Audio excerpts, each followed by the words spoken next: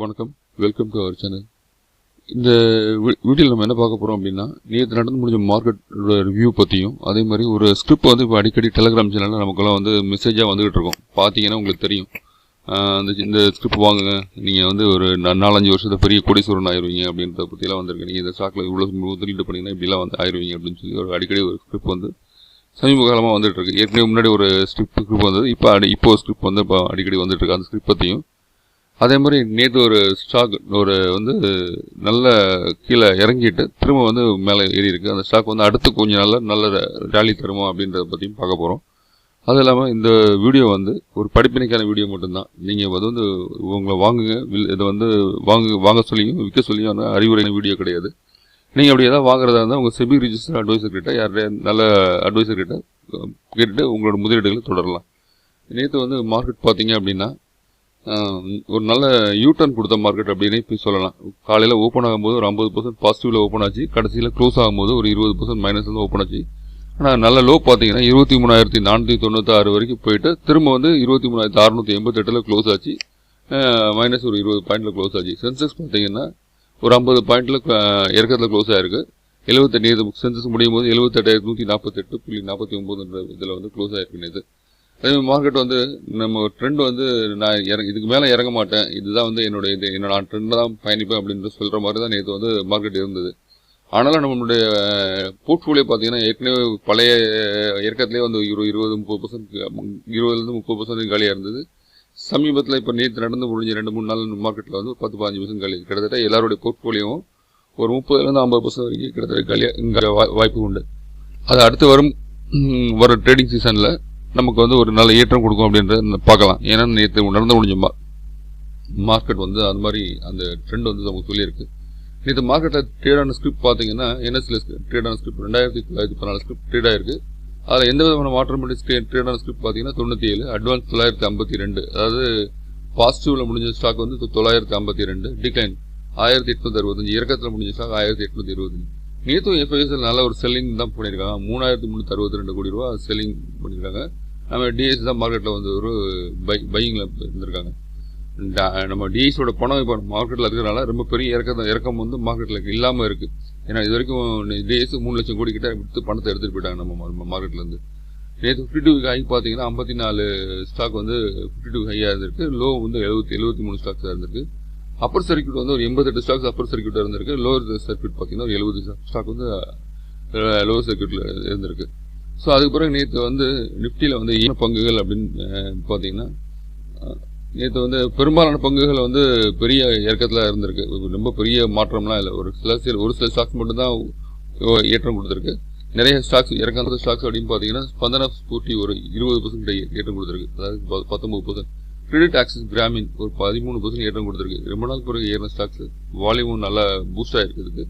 Fusion finance ஒரு 7%, MMTC ஒரு 7%, ஆனந்தராஜ் ஒரு 6%, ஆமி ஆர்கானிக்ஸ் ஒரு 5%, ஸ்டாப் ஒரு 5%, போனிக்ஸ் ஒரு 4%, நியூலாண்ட் லேபரேட்டரிஸ் ஒரு 4% ஏறிருக்கு. பாரஸ் டிஃபென்ஸ் ஒரு 4% ஏறிருக்கு. கான்கிரீட் பயோடெக் ஒரு 4% ஏறிருக்கு. உஜ்வான் ஸ்மால் ஃபைனான்ஸ் ஒரு 3% ஏறிருக்கு. டெல்டா கார்ப் ஒரு 3% ஏறிருக்கு. ஆயில் இந்தியா ஒரு 3% ஏறிருக்கு. Z100 இன்னும் ஒரு 50% கிட்ட போர்ட்ஃபோலியோ காலி பண்ணிருக்கோம் வரைக்கும் நமக்கு தெரிஞ்சு. இது ரொம்ப நாளுக்கு பிறகு ஒரு 3% ஏறி இருக்கு. அதுவும் மார்க்கெட் வந்து இறக்கத்தில் ஏறி இருக்கு. முக்கியமான விஷயமா பார்க்க வேண்டியது. எல்என்டி ஃபைனான்ஸ் ஒரு 3% ஏறி இருக்கு. ஓஎன்ஜிசி ஒரு 2% ஏறி இருக்கு. எம்எஸ்டிசி ஒரு 2% ஏறி இருக்கு. டெகா இண்டஸ்ட்ரீஸ் 2% ஏறி இருக்கு. இவ்வளவுதான் பெரிய ஏற்றங்கள் எதுவும் நடக்கல. இந்த மாதிரி சில ஸ்டாக்ஸ் மட்டும்தான் ஏற்றம் கொடுத்துருக்கு. அதே மாதிரி இரண்டாம் தரங்க பங்குகள் அப்படின்னு பார்த்தீங்கன்னா சுவிதா இன்ஃபோஸ் ஒரு 20% ஏறிருக்கு. ரமா பாஸ்பேட் 17% ஏறி இருக்கு. விசாகா இண்டஸ்ட்ரீஸ் ஒரு 13% ஏறி இருக்கு. ஐரன் லிமிடெட் ஒரு 11% ஏறி இருக்கு. சோன் லைஃப் சயின்ஸ் ஒரு 10% ஏறி இருக்கு. சோன் லைஃப் சயின்ஸ் நேற்று வந்து ஒரு ஃபார்மா இதுக்கு வந்து அவங்களுக்கு வந்து சக்ஸஸ் ஆயிருக்கு. ஸோ அதனால அது 10% இது இருக்கு. ஜீலான் ஒரு 10% ஏறி இருக்கு. அஷபுரா மைன் ஒரு 10% ஏறி இருக்கு. மைனிங் ஸ்டாக்ஸ் தான் திரும்ப இறங்கினாலும் திரும்ப வந்து ஏற்றம் கொடுத்துக்கிட்டே இருக்கு. மைனிங் ஸ்டாக்ஸ் தான் கொஞ்சம் கவனிக்கலாம். இது அப்புறம் பார்ஸ்வா என்டர்பிரைசஸ் ஒரு 9% இருக்கு. மெடிக்கோ ரெமிடிஸ் ஒரு 8% இருக்கு. போக்கர்னா ஒரு 7% இருக்கு.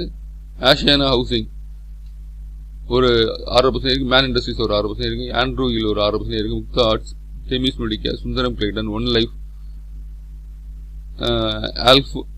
ஆல்ஃபோகோ India, State Trading, Dredging Corporation, Associate Alcohol, Rossari Biotech, Satin Credit Care.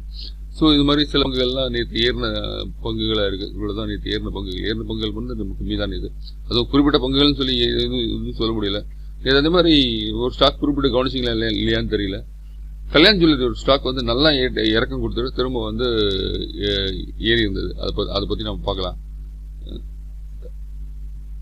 So அதே மாதிரி இறக்கம் கொடுத்த பங்குகள் அப்படின்னு பார்த்தீங்கன்னா டிக்சன் டெக்னாலஜி இது பெரிய லெவலில் இறக்கம் கொடுத்துருக்கு. ஒரு 8% இறக்கம் கொடுத்துருக்கு. ரொம்ப நாளுக்கு பிறகு டிக்சன் டெக்னாலஜி இறக்கம் கொடுத்துருக்கு. இந்த டிக்சன் டெக்னாலஜி பார்த்தீங்கன்னா 6,000 ரூபாயிலேருந்து 19,000 வரைக்கும் கண்டினியூ ரேலி இருந்தது. ஸோ இது வந்து இப்போ இந்த டிக்சன் டெக்னாலஜி மார்க்கெட் கேபிட்டல் பார்த்தீங்கன்னா 1 லட்சம் கோடி தாண்டிடுச்சு. ஸோ அதனால் இப்போ வந்து சின்ன இறக்கம் வரலான்றது நேற்று எதிர்பார்த்து தான் நான் ஏற்கனவே ஒரு வீடியோ போட்டிருந்தேன்.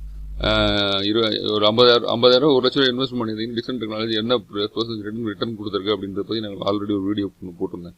ஸோ இந்த டிக்சன் டெக்னாலஜி நான் எதிர்பார்த்த மாதிரி நேற்று இறங்கியிருக்கு. ஸோ இன்னும் ஒரு கிட்டத்தட்ட இந்த டிக்சன் டெக்னாலஜிஸ் ஒரு இப்போ வந்து 18,443 16,500 வந்திருக்கு. இது ஒரு 13,000 12,000 வரைக்கும் 12,000 வரைக்கும் இதோட ஸ்டாக்ஸ் இறங்கிறதுக்கான வாய்ப்புகள் உண்டு. யாராவது ஸ்டாக்ஸ் வச்சிருந்தா செல் பண்ணிட்டு திரும்ப வந்து பை பண்ணுற மாதிரி பார்த்துக்கோங்க. அதை அதுபோக நேற்று இறங்கின stocks Apar Industries, 197 communication, KEC International, Jubilant இன்ட்ரியா, இன்டெலெக்ட் டிசைன். நீங்கள் பார்த்தீங்கன்னா தெரியும் உங்களுக்கு அந்த கண்டினியூ ஜூப்ளின் கிரியா அப்பர் இண்டஸ்ட்ரீஸ்லாம் கண்டினியூ ஏறின ஸ்டாக்ஸ். ஸோ அதனால் வந்து எல்லாரும் லாபம் புக் பண்ணுறாங்க. நேற்று வந்து பெரும்பாலும் விற்றுருக்காங்க. அதெல்லாம் இன்டர்புஸ்டா, கேஸ் ஷோ, Bombay dyeing, PCBL, Saregama India, Arvind, கடைசி எப்போல்லாம் ஒரு ஏற்றம் வருதோ ஒரு 20% 15% ஏற்றம் வந்ததுன்னா அடுத்த நாளைக்கு வந்து அவங்க ப்ராஃபிட் புக் பண்ணுறாங்க. இப்போ கண்டினியூஸாக பார்த்தாலே தெரியுது. சில இதெல்லாம் பார்த்தீங்கன்னா ஸ்லான் எனர்ஜி, இதெல்லாம் வாட்டர், இதெல்லாம் 10% 15% ஏற்றம் கொடுக்குது. ஏற்றம் கொடுத்த பிறகு திரும்ப வந்து ப்ராஃபிட் புக் பண்ணி அதே அந்த இறக்கத்துக்கு கொண்டு விட்டுருந்தாங்க திரும்ப.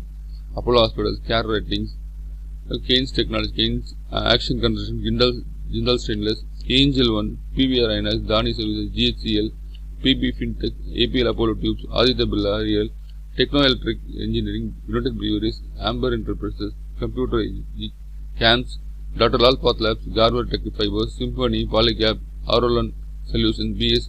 ஸோ இதெல்லாம் வந்து நேற்று பெரும்பாலும் இறங்கின பங்குகளாக இருக்குது. ஸோ இது வந்து முதல் தர பங்குகள். இரண்டாம் தர பங்குகள் பார்த்தீங்கன்னா இது ப்ரொசீஜர் ஒரு 2 நாளைக்கு முன்னாடி ப்ரொசீஜர் வந்து ஒரு 10-12% ஏறி இருந்தது. 10-12% தான் ஏறி இருந்தது. திரும்ப இது வந்து செல் பண்ணி 10% காலி பண்ணிட்டாங்க. பாரத் இம்யூனில் 11% ஏறிருக்கு. ஒரிசா பெங்கால் கேர் ஒரு 6% ஏறிருக்கு. Lhasa super. ஸோ இதெல்லாம் வந்து நேற்று வந்து பெரும்பாலான இறங்கின பங்குகள். இதெல்லாம் பார்த்தீங்கன்னா தெரியும். ஸோ அதுக்கு அடுத்து வந்து நம்ம வந்து நிஃப்டி வந்து நமக்கு வந்து ஒரு ட்ரெண்ட் லைனுக்குள்ள சப்போர்ட் தான் வந்து நமக்கு ட்ரேட் ஆகுது. ஒன்றும் பயப்படவே தேவையில்லை. ஒரு 23,400 23,350 கீழே வந்து உடச்சிட்டு இறங்கினாதான் நம்ம வந்து கொஞ்சம் பயப்படணும். அது வரைக்கும் நம்ம பயம் தேவையில்லை. ஒவ்வொரு தடவை கீழே இறங்கும் போதும் நமக்கு வந்து எந்தெந்த பங்குகளை வந்து இறக்கம் கொடுக்குதோ அந்த பங்குகளை நம்ம வந்து கவனித்து வாங்கலாம். நல்ல பங்குகளை பார்த்து வாங்கினீங்கன்னா ப்ராஃபிட் புக் 10% ஒரு 20% ஏறிச்சு மார்க்கெட் வந்து உயர்ந்தது அப்படின்னு அந்த பங்கு வாங்கின பங்கு நீங்கள் அதை விற்றுட்டு வெளியே வந்து திரும்ப வந்து வேறு பங்குகளோ இல்லை அதே பங்கு கூட உங்களுக்கு வாங்க இது இருந்தால் வாங்கிக்கலாம். ஏன்னா இன்னும் ஒரு மாதத்துக்கு பட்ஜெட் வரைக்கும் உங்களுக்கு நியூஸ் பேஸ்டாக தான் இருக்கும். இது ஏதாவது ஒரு செக்டருக்கு வந்து இது கிடைக்கலாம் அது கிடைக்கலாம் அப்படின்ற மாதிரி திடீர்னு ஒரு ஹைக் வரும். திடீர்னு வந்து ஹைக் அன்னைக்கு ரைன்லேயே ஹைக் வரும். திடீர்னு அப்பயே வந்து அந்த நியூஸ் வந்து ஒரு வதந்தி தான் அப்படின்னு சொல்லி கேள்விப்படும். திரும்ப அந்த அதே ஸ்டாக் திரும்ப இறங்கிடும். இப்படிலாம் வந்து நடக்கக்கூடிய வாய்ப்புகள் சந்தையில் இந்த ஒரு மாத காலத்துக்கு உண்டு. நிஃப்டி பார்த்தீங்கன்னா அதே ரேஞ்சில் தான் இருக்குது. ஒன்றும் பிரச்சனை கிடையாது. ஒரு நிமிஷம். ஸோ மந்த்லி சார்ட் ஒரு ட்ரெண்ட் லைன் இது. ஸோ பார்த்தீங்கன்னா தெரியும் ட்ரெண்ட் லைனில் அதே மூவ்மெண்ட்டில் அது ட்ரெண்ட் லைனில் தான் வந்து உங்களுக்கு வந்து சப்போர்ட்டில் வந்து ட்ரேட் ஆகிட்டு இருக்கு. ஸோ இங்கே எங்கேயாவது இந்த ட்ரெண்ட் லைனை உடைச்சிட்டு நமக்கு கீழே வந்து இறங்கினாதான் மார்க்கெட் வந்து இப்போ ஒரு பெரிய இறக்கம் வரலாம் அப்படின்னு சொல்லி நம்ம வந்து பயப்படணும். அது வரைக்கும் 200 மூவிங் ஆவரேஜும் உடைக்கல. அது வரைக்கும் ஒன்றும் பிரச்சனை இல்லாத இதாக தான் இருக்குது. பயப்படாமல் ட்ரேட் பண்ணுங்கள். இது ஒரு இறக்கம் வந்து ஒரு சில நாள் இறக்கமாக தான் இருக்கும். அதுக்கு அடுத்து பார்க்க போகிறோம். கல்யாண் ஜுவல்ஸ் வந்து நேற்று வந்து ஒரு Q3 ரிசல்ட் நல்ல ரிசல்ட் தான் கொடுத்தாங்க. இருந்தாலும் வந்து அது ஒரு பெரிய இறக்கம் கொடுத்து திரும்ப வந்து அது ஸ்டாக் வந்து ஏற்றம் கொடுத்துருக்கு. நேற்றுமா இருக்குது. எப்போ அப்படின்னு பார்த்தீங்கன்னா ஜூன் மாதம் ஒரு 5ஆம் தேதி ரேஞ்சில் ஃபார்ம் ஆகிருக்கு. ஸோ இது வந்து அப்போ வந்து ஒரு 400 ரேஞ்சில் ட்ரேட் ஆகிருக்கு. அதிலிருந்து ஒரு 6 மாத காலத்தில் ஒரு 400 ரூபா வந்து திரும்ப வந்து ப்ராஃபிட் கொடுத்து 795 ரூபா வந்து இப்போ வந்து 52 ஹையாக வந்து ப்ராஃபிட் ஆயிருக்கு. நேற்று இறக்கத்தோட பார்த்தீங்கன்னா ஒரு 700 ரூபா கிட்டத்தட்ட 705 ரூபா வந்து அதனுடைய மார்க்கெட் வந்து நேற்று முடிஞ்சிருக்கு. இங்கேருந்து நமக்கு இந்த இன்னொரு 400 ரூபா போகக்கூடிய வாய்ப்புகள் உண்டு இந்த ஸ்டாக்குக்கு. இதை தொடர்ந்து கவனித்து பாருங்கள். வாங்கக்கூடிய இது இருந்ததுன்னா வாங்கலாம் இந்த ஸ்டாக். அது குயிக் ரிசல்ட் நல்லா இருக்குது. அது அடுத்து வந்து நான் ஒரு பங்கு சொன்னேன் இல்லையா, இதுதான் டெலகிராம்லேயும் இதுலேயும் வந்து இப்போ அடிக்கடி வந்து ஒரு பங்கு இதை வந்து வாங்கு அப்படின்னு சொல்லி வந்திருக்கு. சிம்பிள் வந்து பிரதின்னு சொல்லி வருது. இப்போ கரண்ட் மார்க்கெட் ப்ரைஸ் வந்து என்ன இருக்குன்னு நம்ம வந்து ஸ்க்ரீனில் செக் பண்ணலாம். டார்கெட் வந்து 55 ரூபான்னு சொல்லி நமக்கு வந்து அதில் மெசேஜ் வருது. 101% அப்சைடாக இருக்குது அப்படின்றது வந்து நமக்கு வந்து அவங்க டெலகிராம் மெசேஜ் இருக்குது. இந்த ஸ்டாக்கோட கீ பாசிட்டிவ் என்னென்ன இருக்குது அப்படின்றத போட்டிருக்காங்க பாருங்கள். ஒரு 3க்கு 1 வந்து போனஸ் கொடுக்க போகிறாங்களா. For every 1 ஷேருக்கு 3 additional share. Sorry, இங்கேயே தப்பாக தான் போட்டிருக்காங்க. ஒரு ஷேருக்கு 3 ஷேர் வந்து உங்களுக்கு ஃப்ரீயாக கொடுக்க போகிறாங்க அப்படின்னு போட்டிருக்காங்க. அது இல்லாமல் வந்து ஸ்டாக் ஸ்பிளிட் 1க்கு 10 மணிக்கு ஸ்டாக் ஸ்பிளிட் கொடுக்க போகிறாங்க அப்படின்னு சொல்லி போட்டிருக்காங்க. அது இல்லாமல் 200% டிவிடெண்ட் கொடுக்க போகிறாங்க. 10 ரூபா ஃபீஸ் வேல்யூ இதெல்லாம் வந்து உங்களுக்கு உண்டு. அப்படின்னு சிலர் ஃபினான்சியல்ஸ் வந்து குவார்டர்லி வந்து 1950% எங்களுக்கு வந்து சேல்ஸ் க்ரோத் இருக்குன்னு கொடுத்துருக்காங்க. இயர் ஆன் இயர் க்ரோத் வந்து 3244% வந்து க்ரோத் கொடுத்துருக்காங்க. ஸ்ட்ராங் பேலன்ஸ் ஷீட், 0 டெப்ட் அப்படின்னு போட்டிருக்காங்க. நோ ப்ரொமோட்டர் பிளேஜஸ் கம்பேர்ட் டு இண்டஸ்ட்ரின்னு கொடுத்துருக்காங்க. அப்புறம் இது வந்து உங்கள் what is in for you அப்படின்னு போட்டிருக்கு. இப்போ இன்வெஸ்ட்மெண்ட் 10,000 நீங்கள் இன்வெஸ்ட் பண்ணிங்கன்னா இப்போ வந்து மார்க்கெட் வந்து 27 ரூபா 30,000 ஷேர் ட்ரேட் ஆகுது. அதுக்கு வந்து 10,000 நீங்கள் ஷேர் வாங்கினீங்கன்னா 326 ஷேர் வரும். 3க்கு 1 போனஸ், அது ஒரு ஷேருக்கு 3 போனஸ் வரப்போகுது. அது வந்து அப்புறம் வந்து அது அந்த நீங்கள் போனஸ் கொடுத்த பிறகு அந்த ஷேர் பார்த்தீங்கன்னா 1464 ஷேர் ஆயிரும். அப்புறம் 1க்கு 10 ஸ்பிளிட், அதாவது ஒரு ஷேர் 10 ஸ்பிளிட் ஆயிரும். அதில் வந்து ஸ்பிளிட் ஆச்சுன்னா 14,640 ஒரு ஷேர் உங்களுக்கு கிடைக்கும். அப்புறம் வந்து அந்த 14,640 ஷேர் வந்த பிறகு உங்களுக்கு டார்கெட் வந்து 55 ரூபா வந்துச்சு அப்படின்னா உங்களுக்கு ரிட்டர்ன் வந்து 80,520 ரூபா பொட்டன்ஷியல் 728% ரிட்டர்ன் கிடைக்கும் அப்படின்னு சொல்லி போட்டிருக்காங்க. இது வந்து ஃபர்ஸ்ட் வந்த மெசேஜ். அடுத்து நமக்கு ஒரு மெசேஜ் வந்தது அதே ஸ்கிரிப்ட்லேருந்து. அதையும் காட்டுறேன். பிரேக்கிங் நியூஸ் அப்படின்னு போட்டு வந்திருக்கா. இது வந்து பிரதீன் என்டர்பிரைஸ் அக்ரிகல்ச்சர் வேஸ்ட் மேனேஜ்மெண்ட் பகுதியில் வந்து என்டர்பிராம் biogas production composting bio fertiliser and waste to energy இனிஷியேட்டிவ்ஸில் வந்து அவங்க இறங்க போகிறாங்கன்னு இருக்கு. Strategic move to high growth eco friendly sector align with sustainable ட்ரெண்ட்ஸ்னு சொல்லி கொடுத்துருக்காங்க. Promises new revenue streams and long term growth potential கொடுத்துருக்காங்க. இது நம்ம வந்து ஏன் வந்து பிரதீன் லிமிடெட் நம்ம போகணும் கொடுத்தது திரும்ப ஒரு அதே தான் சொல்கிறாங்க. போனஸ் வந்து ஒரு ஷேருக்கு 3 போனஸ், ஸ்டாக் ஸ்பிளிட் 1க்கு 10, 200% டிவிடெண்ட் கொடுத்துருக்கான்னு சொல்லி போட்டிருக்காங்க. எக்ஸ்பீரியன்ஸ் க்ரோத் போட்டு திரும்ப 0 டெப்ட் போட்டுருக்காங்க. அதுக்கு பிஎஸ்சி லிங்க் ஒன்று கொடுத்துருக்காங்க. ஸோ இதெல்லாம் வந்து நமக்கு அடிக்கடி வந்து இப்போ இந்த ஸ்கிரிப்ட் வந்து வருது. ஏற்கனவே நம்ம வந்து ஸ்கிரிப்ட் வந்து இந்த ஸ்கிரிப்ட் வந்து அவங்க அதை ஸ்க்ரீனில் போய் பார்த்தீங்க அப்படின்னா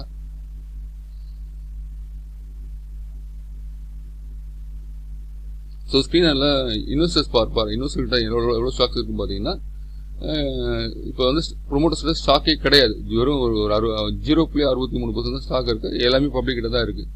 அதே மாதிரி நீங்கள் பேலன்ஸ் செக் பண்ணீங்க அப்படின்னா ரிசர்வ்ஸில் வந்து கேஷே கிடையாது. ரிசர்வ் ஒரு 4 கோடி ரூபா வச்சுருக்காங்க. கடன் வந்து ஒரு 20 கோடி ரூபா கடன் இருக்குது. ப்ராஃபிட் அண்ட் லாஸ் பார்த்தீங்க அப்படின்னா சேல்ஸ் வந்து ஒரு 4.61 கோடி காமிச்சிருக்காங்க. அது ப்ராஃபிட் பார்த்தீங்க அப்படின்னா நெட் ப்ராஃபிட் 0.54 கோடி காமிச்சிருக்காங்க. மைனஸில் வந்துருக்கு 0 காமிச்சிருக்காங்க. இந்த ஸ்டாக்கை வந்து வாங்கலாமா வேண்டாமன்றது நீங்கள் தான் முடிவு பண்ணிக்கணும். ஸோ இது எப்படி இருக்குது அப்படின்றத உங்களுக்கு நான் ஸ்க்ரீனில் காமிச்சிட்டேன். இது வந்து இது அடிக்கடி வரக்கூடிய மெசேஜ். இந்த மாதிரி மெசேஜை பார்த்து நீங்கள் ஏமாந்து இந்த ஸ்டாக்கில் முதலீடு பண்ணீங்க அப்படின்னா இப்போ லேட்டஸ்ட்டாக ஒரு செபி வந்து ஒரு ஸ்டாக்கை வந்து பேன் பண்ணாங்க, தெரியும் நினைக்கிறேன், HBDLன்னு சொல்லி. அது மாதிரி இந்த ஸ்டாக்கையும் பேன் பண்ணக்கூடிய வாய்ப்புகள் உண்டு. இந்த மாதிரி உங்களுக்கு அடிக்கடி டெலிகிராம் சேனலில் வந்ததுன்னா போய் முதல்ல வந்து அந்த பங்கை வந்து செக் பண்ணுங்க. அதுக்கடுத்து வாங்கலாமா வேண்டாம்னா. ஆனால் மார்க்கெட்டில் வந்து கண்டினியூஸாக ஏறிக்கிட்டு தான் இருக்குது. 5% ஏறிக்கிட்டு இருக்கும். நீங்கள் நம்ம போய் இதெல்லாம் ஏறிக்கிட்டு இருக்க ஸ்டாக் தான் நம்ம வாங்கலாம் அப்படின்னு போய் வாங்கினீங்க அப்படின்னா நீங்கள் அப்போ உழுகும் போது நீங்கள் எப்பயும் நீங்கள் விற்பீங்க, வாங்குறதுக்கு அந்த ஸ்டாக்கு ஆள் இருக்காது. ஸோ உங்களுடைய பணம் வந்து சேஃப்டியாக இது ஹேண்டில் பண்ணுங்கள். ஸோ இந்த வீடியோ பிடிச்சிருந்தால் ஷேர் பண்ணுங்கள் மற்றவங்களுக்கும். அதே மாதிரி நம்ம வாட்ஸ்அப் சேனலோட லிங்க் வந்து நம்ம டிஸ்கிரிப்ஷனில் இருக்குது. ஜாயின் பண்ணிக்கலாம். தேங்க்யூ. இந்த வீடியோ இதோட முடிச்சுக்கலாம்.